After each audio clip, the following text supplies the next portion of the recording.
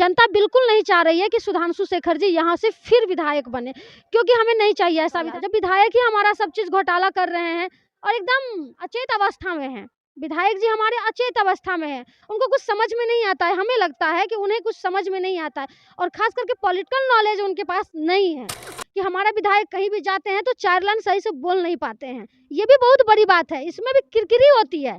हमें भी शर्म आती है कि हमारा विधायक ऐसा है कि वो 4 लाइन सही से बोल नहीं सकते हैं। सुधांशु शेखर तो आपके बगल के गांव के ही हैं। कभी आपने कोशिश नहीं की इनसे वार्तालाप कर इन चीज़ों पर, इन मुद्दों पर बात कर? सुधांशु शेखर जी को क्या नहीं पता है और कब नहीं बात हुआ है, कब नहीं बोले हैं, हर एक मुद्दा पे हमने आवाज़ उठाई। मंत्री जी जब जब मधुबनी जिला में आते हैं तब तक पुलिस आपको अपने हिरासत में ले लेती है। इसके पीछे का क्या कारण है? कोई एजेंडा है या कुछ बड़ा रीज़न है इसके पीछे?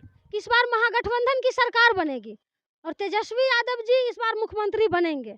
चाहे ये लोग कितना भी अपना तंत्र मंत्र संत्र जितना भी लगा ले, इन लोगों का इस बार नहीं चलने वाला। लालू जी के शासन काल में आम जनता अधिकारी के आंख में आंख डाल के उनसे काम करवाते थे, बिना पैसे के, बिना पैसे जाते थे डायरेक्ट, ए वीडियो साहब काम करिएगा कि नहीं करिएगा, ऐसे आम जनता बात करती थी। कोई भी शासन और प्रशासन को हिम्मत नहीं होता था कि आम जनता से पैसा ले ले या आम जनता को दरकिनार कर दे या नहीं सुने।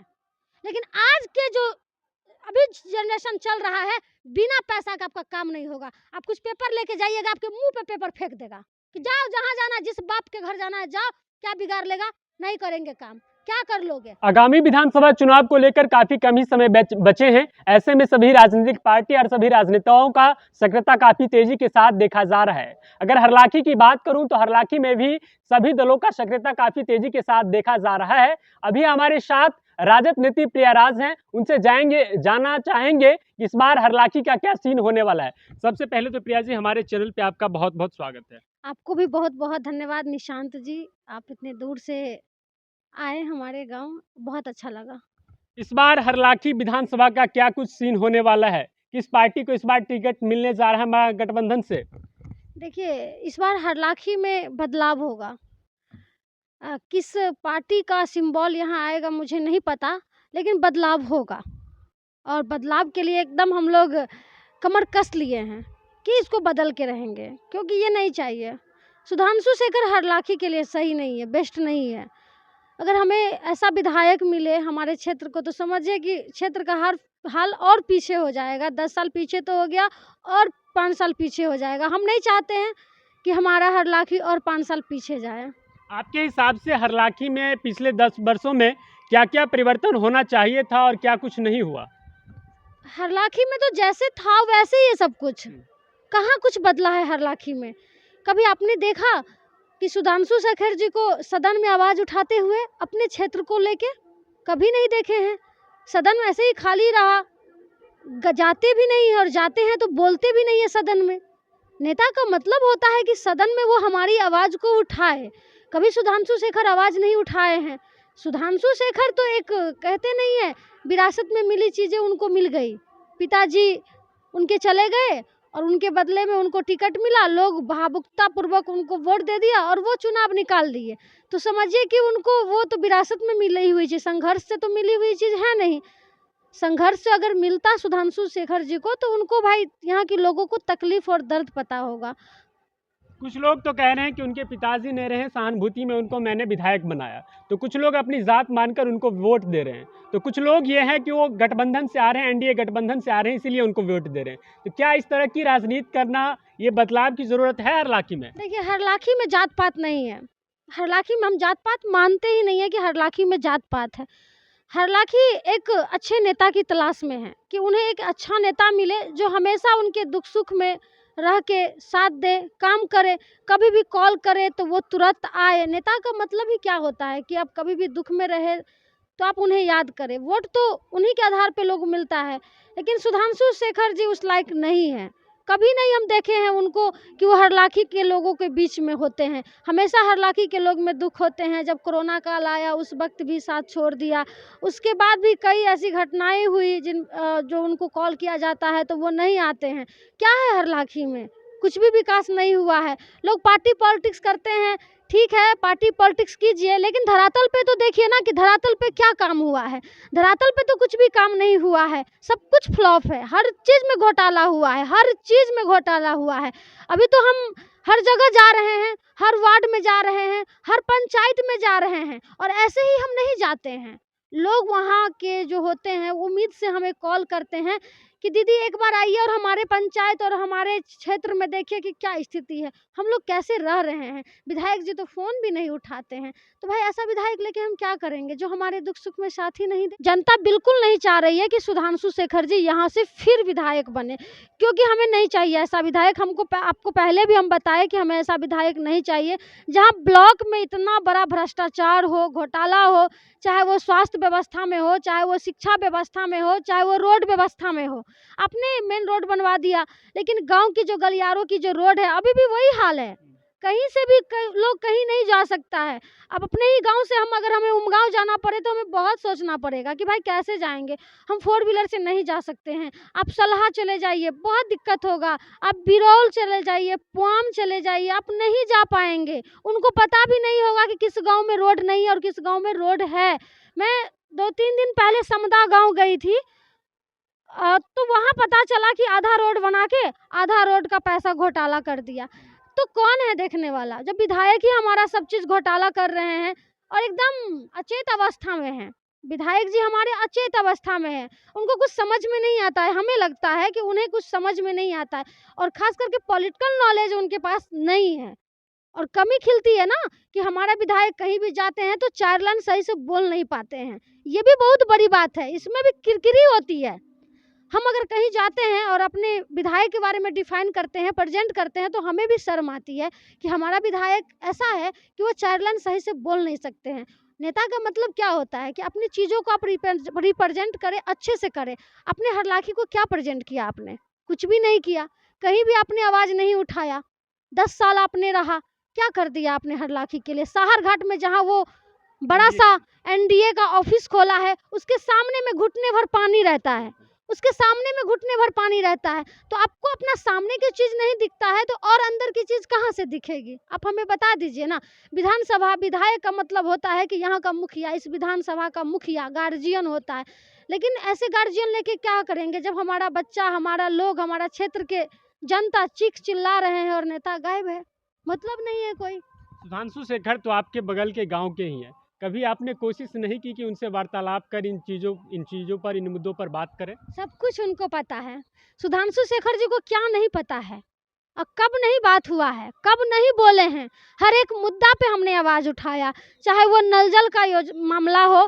कुछ दिन पहले पानी की इतनी किल्लत हो गई थी, इतनी किल्लत हो गई थी कि लोग रो रहे थे, मतलब परेशान थे। 4-4 दिन तक महिलाएं नहा नहीं रही थी।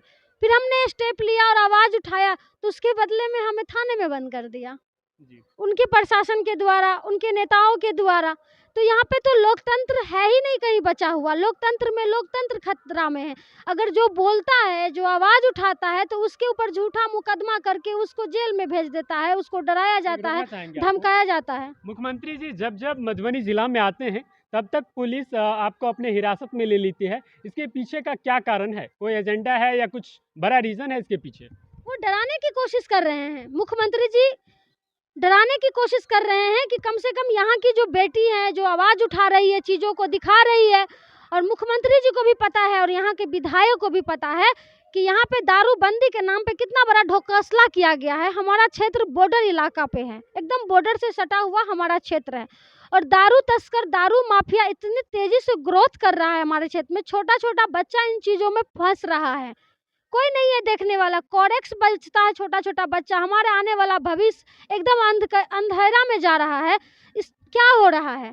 तो उनको पता है कि अगर हम आते हैं मधुबनी जिला तो प्रिया पोल खोलेगी। क्यों पूरे जिला में बहुत सारे लोग आवाज़ उठाते हैं, उन लोगों को क्यों नहीं बंद करते हैं? हमें क्यों बंद कर देते हैं? ये तो दूसरा टर्म है कि हमें थाना में बंद कर दिया गया, तो क्या डर जाएंगे? डर थोड़ी न जाएंगे भाई। हम जिस चीज़ को लेके शुरू से ही आवाज़ उठाते आ रहे हैं, हम तो उठाएंगे, हम तो बोलेंगे। आपकी जितनी पोलें हैं वो सारी हम खोलेंगे। आपने जहाँ जहाँ घोटाला किया है हम सब कुछ बोलेंगे कि आपने कुछ नहीं किया है हरलाखी के लिए। बहुत सारे नेता है हरलाखी में, लेकिन जब वक्त आता है जब सबसे ज़्यादा लोग दर्द में होते हैं, उस वक्त ये लोग कहाँ होते हैं?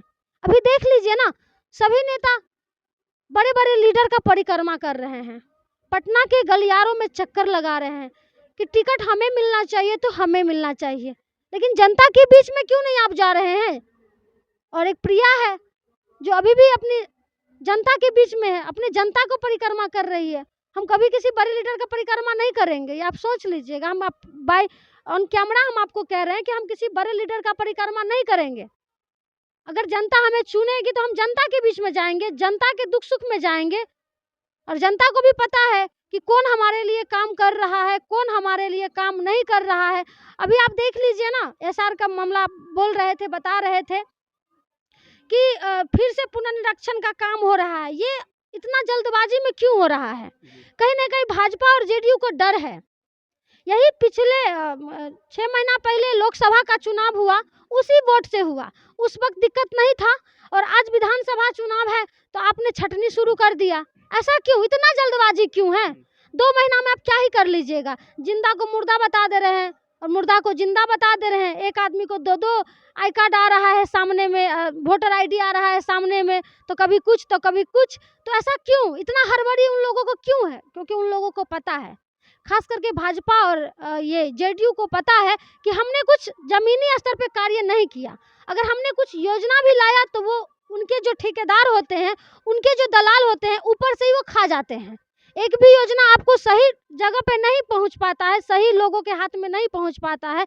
आप जनता के बीच जाइए ना, आपको जनता बता देगी कि ब्लॉक में बिना पैसा का काम होता है, थाना में बिना पैसा का काम होता है, चाहे शिक्षा विभाग हो, चाहे स्वास्थ्य व्यवस्था हो, कोई भी बिना पैसा का कुछ भी नहीं होता है। बिना 500, 1000 रुपया, 2000 का कोई काम ही नहीं होता है। तो भाई नेता फिर क्यों है? जनता तो फिर उसी स्थिति में है ना कि जनता को अभी किसी को भाई दिक्कत हो जाए, एक्सीडेंट हो जाए तो एक एम्बुलेंस तक नहीं मिलता है हमारे क्षेत्र में। हमेशा हम देखते हैं ऑटो से, ट्रैक्टर से, टेम्पू से, पिकअप से लाशें को ले जाती है, लेकिन एक एम्बुलेंस नहीं मिलता है। तो फिर मिला क्या? बड़े बड़े लोगों का जब कुछ होता है तो तुरंत एम्बुलेंस आ जाता है, लेकिन वही किसी गरीब का कुछ होता है तो एक एम्बुलेंस नहीं मिलता है। बगल के हम उमगांव के हॉस्पिटल में इलाज करवाने जाते हैं या मधवापुर जाते हैं तो तुरंत रेफर लिख देता है कि आप जाइए दरभंगा, पटना जाइए, अब यहाँ इलाज नहीं होगा, यहाँ सुविधा नहीं है। तो आपने किया क्या बता दीजिए ना। छोटी छोटी चीज़ आप नहीं सही कर पाए तो बड़े चीज़ का ही बात ही आप छोड़ दीजिए। आप सपना देख रहे हैं कि हमको विधायक बनना है, जनता के बीच आप जाते ही नहीं है, लोगों की समस्या को आपको दिखाई ही नहीं देता है। आपको लगता है कि मेरे पास बहुत पैसा है और हम ऊपर से ही हवाई जाके टिकट खरीद लेंगे और जनता के बीच आ जाएंगे। तो अब ऐसा नहीं होने वाला है। जो जनता के बीच रहेगा, जो काम करेगा, वही यहाँ का लीडर होगा, वही यहाँ का नेता होगा। प्रिया जी, जनस्वराज जो है काफ़ी सक्रिय है, प्रशांत किशोर भी पूरे बिहार में काफ़ी सक्रिय हैं, और हरलाखी में भी उनके जो संभावित प्रत्याशी हैं, उनके पार्टी से जो दावेदार हैं, वो भी काफ़ी मेहनत कर रहे हैं, जनसंपर्क यात्राएं लगातार कर रहे हैं। क्या कुछ लग रहा है काफ़ी चैलेंजिंग होने वाला है कि नहीं? नहीं, कोई चैलेंजिंग नहीं है, कुछ भी नहीं है। वो अपने आप में क्लियर नहीं है तो फिर हम क्या क्लियर करेंगे? प्रशांत जी खुद कंफ्यूज रहते हैं, इतने लोगों को वो एक साथ कर देते हैं कि वो खुद कंफ्यूज रहते हैं, और वो क्या कर सकते हैं? वो अभी आए हैं और अभी आए हैं तो अभी से ही सब कुछ सोच रहे हैं, तो कोई चैलेंजिंग नहीं है। सब अपने तरीके से मेहनत कर रहा है। हम तो आपको पहले भी बताएं कि जो मेहनत करेगा, जो जनता का काम करेगा, अपने लिए नहीं, अपने लिए। अभी तो जितने लोग काम कर रहे हैं सब अपने लिए कर रहे हैं, क्योंकि उनको विधायक बनना है, इसीलिए वो काम कर रहे हैं, लोगों के बीच जा रहे हैं, जनसंपर्क अभियान कर रहे हैं कि नहीं हम आ रहे हैं, मेरा ये नाम है, मेरा वो नाम है, हम इस पार्टी से आ रहे हैं। लेकिन एक आपकी प्रिया है जो कहीं भी जाती है तो जनसंपर्क करने के लिए नहीं जाती है कि हम विधायक के कैंडिडेट हैं और हम आपके बीच आ रहे हैं। हम कहीं भी जाते हैं, हम 10 सालों से लोगों के बीच में हैं और सबको पता है कि प्रिया संघर्ष से जानी जाती है। प्रिया का मतलब है काम, प्रिया का मतलब है आवाज, प्रिया एक उम्मीद बन चुकी है। कहीं भी कुछ होता है तो प्रिया को फोन आता है, पूरे दिन में 200-150 हमें कॉल आता है कि दीदी ये समस्या है, यहाँ वो समस्या है। हर जगह हम पहुँचते हैं, हम ऐसे नहीं जाते हैं कहीं जनसंपर्क 4 गो गाड़ी लेके और अपना माहौल और अपना भौकाल बनाने के लिए। मेरा एक सिंपलिसिटी है, हम जाते हैं लोगों के बीच, उनका काम जानते हैं, उनकी समस्या देखते हैं और तुरंत करवाते भी हैं। हमसे जितना हो पाता है हम करवाते हैं, बिना डर के, बिना खौफ के कि ऊपर वाले क्या कहेंगे, मेरे ऊपर केस कर देगा, बोलेंगे तो हमें जेल में डाल देगा, बिना डर और भय के हम जाते हैं और आवाज़ उठाते हैं। एक भी नेता में है कैपेसिटी जो डायरेक्ट बोले किसी पर भी, चाहे शासन पे हो, चाहे प्रशासन पे हो, चाहे किसी बड़े लीडर पे हो? नहीं बोल सकते हैं, नहीं बोल सकते। इन लोगों को डर लगता है। बस इन लोगों को है कि विधायक बनना है, सांसद बनना है, लेकिन अपने जनता के लिए ये लोग नहीं लड़ेंगे। जनता मर रहे हैं तो मर रहे हैं। पहले हमारे इलाका में इतनी मर्डर नहीं होती थी, हम लोग सुनते भी नहीं थे। गोली बंदूक बारूद, ये मिथिला की धरती है और एकदम शांत धरती थी, और इस शांत धरती को भी ये लोग आतंक बना दिया है। चोरी दिन दहाड़े हो जा रही है। आपको पता है पिछले दिनों 2 दिन पहले ही सुधांशु शेखर जी के खुद के गांव में 10 घरों में चोरी हुई है। आप अपने गांव को सुरक्षित नहीं कर सकते हैं तो पूरे विधानसभा को आप कैसे सुरक्षित करेंगे? दिन दहाड़े लूट लिया पूरे घर को और चोर भाग गया, डकैत भाग गया, एक भी नहीं पकड़ा जाता है। दिन दहाड़े छुरा मार देता है, दिन दहाड़े गोली मार देता है, घर में घुस घुस के मार रहा है। तो भाई हो क्या रहा है? कुछ भी नहीं हो रहा है। नेताजी को कोई मतलब नहीं है। अभी हम देख रहे हैं, हमको तो हंसी आता है सुधांशु शेखर जी पे कि अभी देख रहे हैं जब चुनाव बहुत नजदीक आ गया है, 2-3 महीना अभी बचा हुआ है, तो अब वो घूम रहे हैं, अब वो लोगों के बीच जा रहे हैं चंद समर्थक के साथ, लोगों को दुख दर्द तकलीफ बांट रहे हैं। तो आप इतना दिन कहाँ थे विधायक जी? इतना दिन आपको याद नहीं आया कि हमारे हरलाखी की जो जनता है कितने दर्द में है? आज आपको याद आ रहा है कि किसको कहाँ मार दिया है, तो वहां जाके आप सहानुभूति दे रहे हैं। आप सुरक्षा क्यों नहीं दे रहे हैं? या आपके अंदर इतनी कैपेसिटी नहीं है तो आप छोड़ दीजिए, छोड़ दीजिए, इस्तीफा दे दीजिए ना। आपसे नहीं संभल रहा है तो आपको सत्ता का भी मोह है, कुर्सी का भी मोह है कि कुर्सी नहीं जाना चाहिए। आपने तो हरलाखी का विकास नहीं किया, लेकिन अपना विकास तो आपने कर लिया। जांच अगर हो सुधांशु शेखर जी के तो उनके अकाउंट चेक किया जाए, उनकी जमीन जायदाद चेक किया जाए, उनकी प्रॉपर्टी चेक किया, तो 3 गुना डेवलप हुआ है, 3 गुना डेवलप हुआ है। जनता का डेवलप नहीं हुआ है। सुधांशु शेखर जी का खुद का विकास हुआ है, सुधांशु शेखर जी का बच्चों का विकास हुआ है, सुधांशु शेखर जी का पत्नी का विकास हुआ है, सुधांशु शेखर जी का घर का विकास हुआ है। आम पब्लिक का कुछ भी विकास नहीं हुआ है। चंद लोग सुधांशु शेखर जी के साथ रहते हैं, उनका विकास हुआ है, जो उनके आगे पीछे घूमते हैं। कभी देखे हैं सुधांशु शेखर जी को कोई भी मामला में जाते हुए, कभी बोलते हुए, कभी सुनते हुए? आज क्यों आ पड़े हैं? आज क्यों घूम रहे हैं? नहीं आना चाहिए ना, घर में बैठना चाहिए ना। वो तो हर जगह जाते हैं, तो यही कहते हैं आधा रोड हम बना दिए हैं और आधा रोड नहीं बनाएंगे क्योंकि आपने हमें वोट नहीं दिया है। आज उनके गांव के लोग हमको फोन किए हैं कि दीदी उत्तरा चौक से अंदर जाती है रास्ता, वो रोड सुधांशु शेखर नहीं बनाते हैं। वो कहते हैं डायरेक्ट कि तुम लोग ना आरजेडी को वोट देते हो, जाओ उनसे बनवा लो। ऐसी मानसिकता किसी की होती है क्या? अगर कोई भी नेता जीत जाते हैं तो उनके लिए सभी जनता एक सम्मान होती है, लेकिन वो इस तरह से कटाक्ष करते हैं, समझ में नहीं आता है कौन उनको गाइड करते हैं। गाइड करने वाले कैसे लोग हैं? हमारा हरलाखी सच में बहुत पीछे हैं, पत्रकार महोदय सच में पीछे हैं। अगर आप सही चीज दिखाएंगे ना, आप ग्राउंड पे जाइए ना, ग्राउंड पे जाइए और फिर पता करिए कि कितना काम हुआ है और कितना काम नहीं हुआ है, तो पता चलेगा कि कुछ भी काम नहीं हुआ है। अगर आप गलती से भी ना क्षेत्र में जाके विधायक जी का नाम ले लीजिएगा तो लोग भड़क उठेगा, आप ही को खदेड़ देंगे। ऐसा स्थिति हो चुका है। तो हम तो भाई लड़ने के लिए तैयार हैं, एक एक चीज को हम जनता के सामने लाएंगे। प्याज का छिलका जैसे नहीं लोग छिलता है, वैसे हम छिल के रख देंगे। चाहे वो सांसद हो, चाहे वो विधायक हो, कोई भी अगर आपने काम नहीं किया है तो आपको हर एक चीज का जवाब देना पड़ेगा। हम आपसे पूछे, समदा का मैटर पे भी हमने आपसे पूछा, लेकिन आप नहीं जवाब दे सकते हैं। आप में उतनी कैपेसिटी है ही नहीं कि आप जनता को डायरेक्ट जवाब दे देंगे। आप खुद बता दीजिए ना सुधांशु शेखर जी, हमारे माननीय विधायक जी, कि आपने 5 काम आप बता दीजिए, अपने विधानसभा का 5 कार्य बता दीजिए कि आपने किया और उससे जनता को प्रॉफिट हुआ, फिर हम आपको मान लेंगे कि आप सही में काम किया है।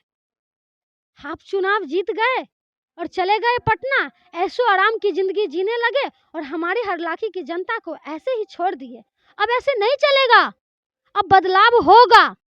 चिंगारी एकदम से उठ पड़ी है, लहर पड़ी है, हर गांव से आवाज़ आ रही है, हर वार्ड से आवाज़ आ रही है, हर पंचायत से आवाज़ आ रही है कि सुधांशु शेखर हमें नहीं चाहिए, हमें फ्रेश चेहरा चाहिए जो हमारे लिए आवाज़ उठाए, चाहे कोई भी हो। आगामी विधानसभा चुनाव को काफ़ी कम ही समय बचे हैं। प्रिया राज के हिसाब से हरलाखी का विधायक कैसा होना चाहिए जो हरलाखी की जनता की आवाज़ बनकर विधानसभा में अब उनकी आवाज़ उठाएं, उनके सुख दुख में खड़े रहें? हरलाखी का विधायक 2025 का कैसा होना चाहिए? बिल्कुल ईमानदार होना चाहिए, पढ़े लिखे होना चाहिए, जो जनता की तकलीफ को जानते हो वैसा होना चाहिए। हरलाखी का विधायक, हरलाखी एक पवित्र स्थल है, माँ सीता की धरती है, और यहाँ पे ईमानदारी के मामले में विधायक जी 0 सन्नाटा कर दिए हैं। तो हरलाखी का विधायक ऐसा होना चाहिए कि हरलाखी का बेटा बन के, बेटी बन के काम करे, वैसा होना चाहिए। और जो हरलाखी में ही रहते हो, हरलाखी के बीच के हो, दिल्ली मुंबई पटना में रहने वाले नहीं हो, गांव में रहने वाले हो, जो लोगों की दुख सुख जानते हो, तकलीफ को जानते हो, विधायक वैसा होना चाहिए। और विधायक वैसा भी होना चाहिए जो सामने वाला सिस्टम से लड़ने की कैपेसिटी होना चाहिए, चाहे वो कोई भी हो, चाहे दुनिया का कोई भी हो, उसे टकराने की शक्ति उस विधायक में होनी चाहिए। अगर आप पे आँच आए तो पहले वो विधायक आके खड़ा हो कि हमारे जनता के साथ हो रहा है, तो पहली गोली अगर लगेगी तो हमारे विधायक को लगेगी, बाद बाकी हमारे जनता को। तो विधायक ऐसा होना चाहिए जो लड़ने की क्षमता उसमें हो, जिसमें बोलने की क्षमता हो और जिसमें करने की क्षमता हो। विधायक वैसा होना चाहिए। विधायक डरपोक नहीं होना चाहिए, हमें डरपोक विधायक नहीं चाहिए। हमें विधायक चाहिए कलेजा वाला, जो हमारे लिए लड़े, हमारे लिए बोले और हमारे लिए काम करे। इस बार बहुमत किसको मिल रहा है, किसकी सरकार बन रही है बिहार में? ये तो फाइनल है, भाजपा और एनडीए की डर बता रही है कि इस बार महागठबंधन की सरकार बनेगी और तेजस्वी यादव जी इस बार मुख्यमंत्री बनेंगे। चाहे ये लोग कितना भी अपना तंत्र मंत्र संत्र जितना भी लगा ले, इन लोगों का इस बार नहीं चलने वाला है, क्योंकि जनता को भी एक एक चीज अब वॉच कर रही है। जनता भी अब बहुत जागरूक हो चुकी है, सोशल मीडिया देखती है, चीज़ों को देखती है, चीज़ों को वॉच करती है, तो उनको पता है कि कौन हमारे लिए खड़ा है और कौन हमारे लिए लड़ रहा है। हर एक पॉइंट पे, हर एक मुद्दे पे तेजस्वी यादव जिस तरह से लड़ रहे हैं वो काबिलिए तारीफ है युवाओं के लिए, खास करके युवाओं के लिए। जितना तेजस्वी यादव जी जोश भर रहे हैं, रोजगार की बात कर रहे हैं, शिक्षा की बात कर रहे हैं, डेवलपमेंट की बात कर रहे हैं, हमेशा तेजस्वी यादव जी विकास की बात करते हैं। तो हमें लगता है कि तेजस्वी यादव जी को आने से कोई आंधी तूफान नहीं रोक सकता है। भाजपा वाले कह रहे हैं अगर तेजस्वी और लालू का शासन आता है तो फिर से 90 वाला जंगल राज आ जाएगा। हंसी आती है इन लोगों पे, ये लोग अंधभक्त हैं। इन लोगों की अंधभक्ति सर से ऊपर हो चुकी है। इन लोगों को विकास का मतलब ही नहीं पता है, भाजपा वालों को डेवलपमेंट के मतलब ही नहीं पता है, रोजगार का मतलब ही नहीं पता है। जिस दिन इन लोगों को बोलिए पहले पढ़ाई करने के लिए, डेवलपमेंट पे देखने के लिए कि विकास कैसे होता है, रोजगार कैसे मिलता है, अगर नहीं जानते हैं तो तेजस्वी जी से सीखने के लिए 90 की ये दशक बता रहे हैं और आज की दशक ये क्यों नहीं बता रहे हैं? 20 सालों से किसकी सरकार है?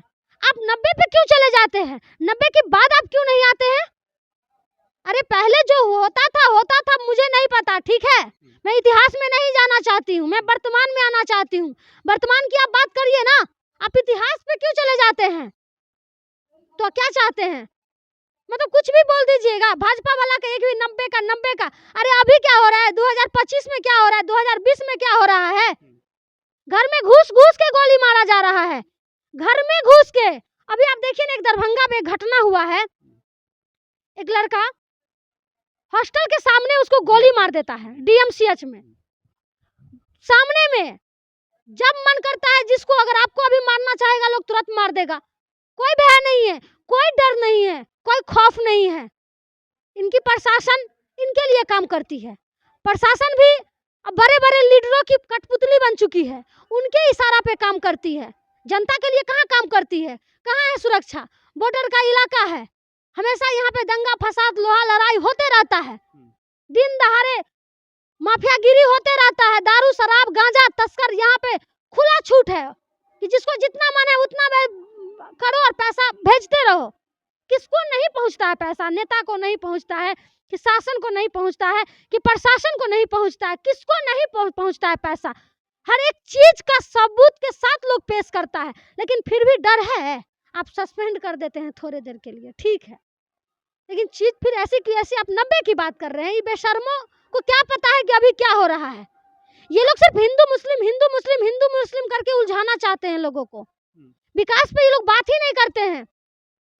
मोदी जी कभी भी डेवलपमेंट पे बात नहीं करते हैं। जब भी बिहार आते हैं तो लालू चालीसा पढ़ते हैं। अमित शाह जी जब भी आते हैं तो तेजस्वी चालीसा पढ़ते हैं। भाई आप विकास पे क्यों नहीं बात करते हैं? हमने आपको वोट दिया था विकास के नाम पे, हमने आपको वोट दिया था शिक्षा के नाम पे, रोजगार के नाम पे, लेकिन आपने क्या किया? ठगने का काम किया, झुनझुना पकड़ा दिया।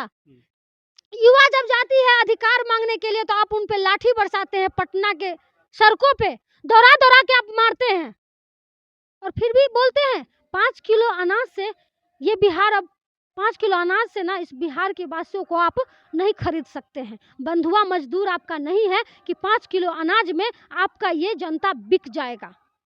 वो आप समझ लीजिए, कहावत है ना कि दाना डालोगे तो चिड़िया फंसेगी ही, तो आप दाना डाल रहे हैं बिहार में और आम जनता को आप चिड़िया समझ रहे हैं कि जाल में फंस जाएगी।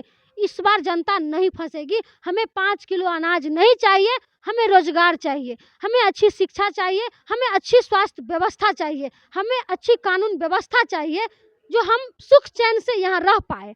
घर से बाहर निकलते हैं, पता चला कि घरे में चोरी हो गया, डकैती हो गया, है नहीं कोई सुनने वाला, कोई नहीं है देखने वाला। हम बोलेंगे बहुत अंधभक्त को बुरा लग जाता है। उनको पता है कि प्रिया सही बोल रही है, फिर भी अंधभक्ति इतना सवार है कि कुछ भी बोल देते हैं। 90 से 2005 तक लालू जी का शासनकाल था, फिर 2005 से लेकर 2025 अभी चल रहा है, नीतीश कुमार का शासनकाल रहा। अगर 15 साल लालू जी के शासनकाल का ले लीजिए और 20 साल नीतीश जी का शासनकाल का ले लीजिए, आप दोनों के शासनकाल में किन के शासनकाल को बेहतर समझ रहे हैं? देखिए, बेहतर हम आपको बता दे रहे हैं। लालू जी के शासनकाल में आम जनता अधिकारी के आंख में आंख डाल के उनसे काम करवाते थे, बिना पैसे के, बिना पैसे जाते थे डायरेक्ट, ए वीडियो साहब काम करिएगा कि नहीं करिएगा, ऐसे आम जनता बात करती थी। कोई भी शासन और प्रशासन को हिम्मत नहीं होता था कि आम जनता से पैसा ले ले या आम जनता को दरकिनार कर दे या नहीं सुने। लेकिन आज के जो अभी जनरेशन चल रहा है, बिना पैसा का आपका काम नहीं होगा। आप कुछ पेपर लेके जाइएगा, आपके मुंह पे पेपर फेंक देगा कि जाओ जहां जाना है, जिस बाप के घर जाना है जाओ, क्या बिगाड़ लेगा, नहीं करेंगे काम, क्या कर लोगे। तो ये है अंतर। लालू जी के शासनकाल में लोग अपना अधिकार जानते थे और छीन के लेते थे, लेकिन नीतीश कुमार जी के राज में, भाजपा के राज में कुछ नहीं है, 0 सन्नाटा है। आरजेडी को लेकर यह भ्रांति रही हमेशा से कि राजद जो है MY समीकरण पर चलती है, मुसलमान और यादव की वोट बैंक पर ये लोग चलती है, और यही कहीं ना कहीं हार का कारण भी रहता है। इसको लेकर आप क्या कुछ कहना चाहेंगे कि यादव और मुसलमान का वोट बैंक जो है यही आरजेडी का हार का कारण रहा, जो अब तक तेजस्वी यादव मुख्यमंत्री नहीं बन पाए? देखिए, बिल्कुल आप जो बोल रहे हैं MY समीकरण, ऐसा बिल्कुल नहीं है। राष्ट्रीय Janata Dal A to Z की पार्टी है और तेजस्वी यादव जी खास करके सभी जाति धर्म को मानने वाले लोग हैं। हमारे पार्टी में सभी जाति को टिकट दिया गया है, चाहे वो राजपूत हो, चाहे वो ब्राह्मण हो, चाहे वो भूमियार हो, चाहे वो बैकवर्ड कम्युनिटी से कोई भी जाति हो, सबको टिकट दिया है। तेजस्वी यादव जी ने सबको सम्मान दिया है, तो कहाँ MY की बात हो रही है? तेजस्वी यादव जी तो सबको टिकट दिए हैं, सबको सम्मान दिए हैं। अपने पार्टी के प्रदेश अध्यक्ष राजपूत समाज के जगदानंद सिंह जी काफी लंबे समय तक रहे। उसके बाद अति पिछड़ा समाज का बेटा, हमारे मधुबनी जिला के आन बान शान, आप जानते ही होंगे, मंगनी लाल मंडल जी को उन्होंने प्रदेश अध्यक्ष बनाया। मनोज झा जी जो हमारे पार्टी के अभी राज्यसभा सांसद है, समझिए पार्टी को एक रीढ़ है और उनकी बात पार्टी में सबसे ज्यादा मानी जाती है। तो कैसे आप कह रहे हैं कि MY की बात होती है? कैसे कह रहे हैं? मनोज झा जी क्या ब्राह्मण नहीं हैं? जगदानंद सिंह क्या राजपूत नहीं है? क्या उनके बेटा सुधाकर सिंह जी वो राजपूत नहीं है? क्या मुजफ्फरपुर से मुन्ना शुक्ला को टिकट दिए थे तो क्या वो भूमिहार नहीं है? आप हमें बता दीजिए ना क्या वो इन लोग के कैटेगरी में नहीं आते हैं? अरे वही चेतन आनंद जो भगौड़ा निकला, क्या वो राजपूत नहीं था जो उनको तेजस्वी यादव जी ने टिकट दिया? उनकी माँ को लवली आनंद, वो भी तो एक राजपूत है, उनको टिकट देने का तेजस्वी यादव जी ने काम किया। तेजस्वी यादव जी ने तो सबको सम्मान दिया, सबको सम्मान दिया, सभी जाति को सम्मान दिया। तो कहाँ यम हुआ? ये कुछ लोग हैं जो नहीं चाहते हैं कि तेजस्वी यादव जी सत्ता में आए, मुख्यमंत्री आए बने, तो वो भ्रम फैला रहे हैं, लोगों को मूर्ख बना रहे हैं, लोगों को जाके इन चीज़ों को गलत अफवाह फैला रहे हैं। तेजस्वी यादव जी सबको सम्मान देते हैं, चाहे वो दलित हो, चाहे अल्पसंख्यक हो, चाहे अति पिछड़ा हो, चाहे पिछड़ा हो, चाहे फॉरवर्ड कम्युनिटी के कोई भी हो, वो सबको सम्मान देते हैं और सभी जाति धर्म को लेके तेजस्वी यादव जी चलने का काम करते हैं। वो ये नहीं देखते हैं कि इस जात से है, उस जात से है, वो सब पे काम कर रहे हैं। और सबसे ज़्यादा तेजस्वी यादव जी डेवलप पे बात कर रहे हैं, डेवलप पे काम कर रहे हैं कि विकास का डेवलपमेंट कैसे हो, यहाँ के युवाओं को रोजगार कैसे मिले। खास करके हमारा जो बिहार है वो मजदूर का फैक्ट्री बना हुआ है, बिल्कुल बिहार मजदूर का फैक्ट्री बना हुआ है। हमारा क्षेत्र भी मजदूर का फैक्ट्री बना हुआ है। वोट होता है, चुनाव होता है तो सबसे ज़्यादा वोटिंग महिला ही करती हैं, क्योंकि हमारे जो युवा वर्ग है, भाई लोग हैं, वो दिल्ली, मुंबई, पंजाब चले जाते हैं, वोट भी अपना गिराने के लिए नहीं आ पाते हैं। मजबूरी है, पैसा नहीं है, काम नहीं है क्षेत्र में, विकास के नाम पे तो जीरो है। तो इस बार बदलाव होगा हरलाखी में। नीतीश चाचा भी बहुत सक्रिय दिख रहे हैं। 125 यूनिट बिजली उन्होंने फ्री कर दिया है, 400 वृद्धा पेंशन जो था उसको बढ़ाकर 1100 कर दिया है और तमाम ऐसी योजनाएं हैं जिनको उन्होंने लागू किया है। क्या ऐसा वोट बैंक की और ये सब नहीं चाहेगा, ऐसे वोट में तब्दील नहीं होगा? निशांत जी, ये कॉपीराइट नहीं हो रहा है क्या?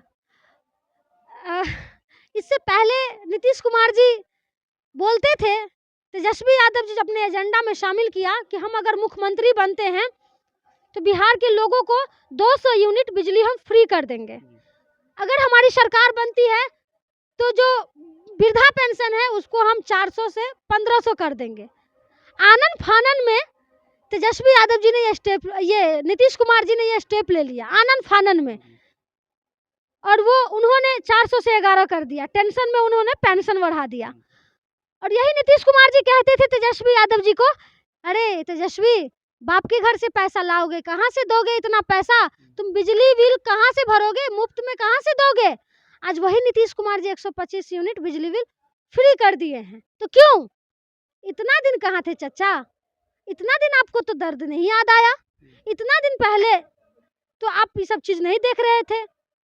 10 सालों में आपने तो पेंशन नहीं बढ़ाया, अब चुनाव नजदीक आ गया है तो आप पेंशन बढ़ा रहे हैं, बिजली बिल फ्री कर रहे हैं। ये सब तेजस्वी यादव जी की जीत है। ये हमारे तेजस्वी यादव जी के श्रेय जाता है कि उनकी संघर्ष की जीत है, उनकी लड़ाई की जीत है। और वो हमेशा से बोलते हैं कि हम जो बोलते हैं वो हम करते हैं। उन्होंने कहा था कि हम 10 लाख युवाओं को रोजगार देंगे। जब वो 17 महीना उप मुख्यमंत्री थे और उनके अंडर में शिक्षा विभाग थी, तो उन्होंने 5 लाख युवाओं को रोजगार देने का काम किया। तो सिर्फ वो बोलते नहीं है, जो बोलते हैं वो करते हैं।